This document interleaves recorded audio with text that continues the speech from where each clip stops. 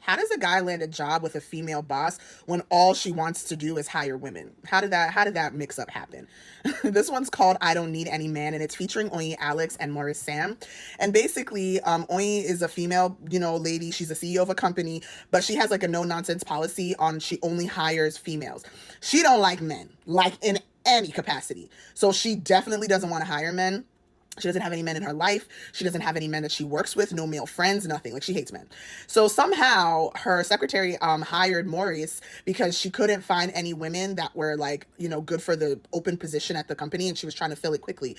Oyi got so pissed off that she was like, "No, you can't work for me. Like, you're a man." And he literally like started video recording her. It's like, "Oh, you don't hire men? Oh, you discriminate?" And he's like live streaming. So obviously she's like, "Okay, no, no, no, no, no. Like, you can keep the job. Like, come on." But obviously she like, hates him for that like she has to work with him, basically because she doesn't want to be slandered for like not, be like discriminating against men. So basically they work together. She don't like him. She's always on his tail, always on his ass, always complaining about the work he does, blah, blah, blah, blah, blah. But he takes it because he doesn't have any choice, right? The country's hot. So one day they're like going to one of her sites, like I think she's like a realtor or construction, something like that. So she has like a building project, and they go to the site, and I guess she trips on something and hurts her ankle. He helps her back home. And then her mom meets him, and her mom was like, this guy is nice. Like, he brought you home. Even her friend, she's like, like, what's your issue with men? Like, this guy seems really nice. He cared for you. He brought you home. He seems like a nice guy. And she's like, no.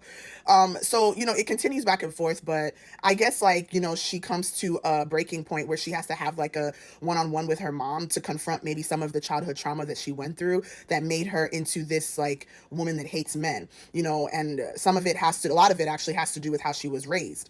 So after she like confronts that, she realizes like, okay, I have been like trash towards men, and the men that work for me, and it's not good. So she tries to start making amends, and is nicer, tries to turn over a new leaf, and then that comes along with her, I guess, genuinely trying to like get to know Morris, and like she starts to like develop some feelings for him, and him vice versa, and y'all know the rest, right?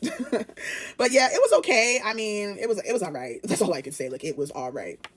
I mean, I think the storyline was just too basic for me. Yeah, it was just underwhelming. It wasn't bad. Like, the acting was fine. I don't really find Oyi and Maurice's chemistry believable though, so there's that. Um, I think maybe because I don't think that she's the strongest actress, so yeah, there's also that. And then I guess, yeah, even though the storyline was unoriginal, like there was no extra va va voom to try to like, spice it up to make it an enjoyable movie. Yeah.